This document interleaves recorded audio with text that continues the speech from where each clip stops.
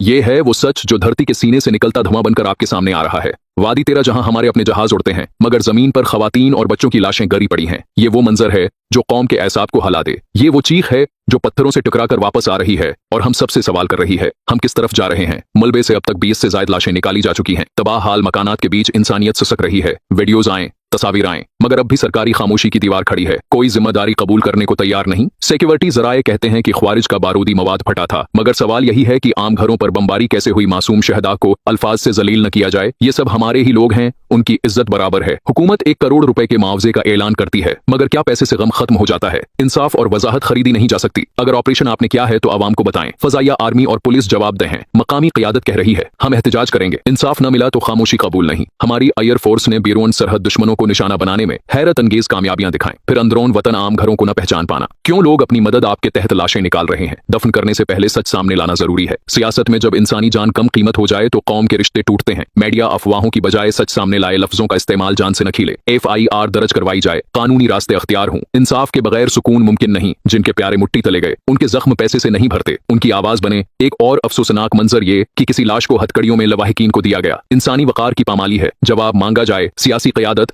और सूबाई नुमाइंदों का फर्ज है कि इलाके के लिए खड़े हों, खामोशी कबूल न करें। हमने पिछले ऑपरेशन से सीखा था कि शहरियों को अलग रखना जरूरी है, फिर आज वही गलती कैसे हुई? दुनिया में हमारी क़यादत के मकामात बदलते रहते हैं, मगर घर के लोग मर रहे हैं। कौम को अंदर का सच चाहिए। ये वक्त है कि हम मुकम्मल शफाफ इंक्वायरी, जिम्मेदारों की शिनाख्त और इंसाफ का मुतालबा करें। ये धरती हमारा वतन है, ये मिट्टी हमारे शहदा का लहू मांग रही है। खामोशी का वक्त खत्म हो चुका है, अब आवाज उठाएं, इंसाफ मांगें और ये तय कर लें कि मासूम जानों के खून पर कोई पर्दा नहीं डाला जा सकेगा।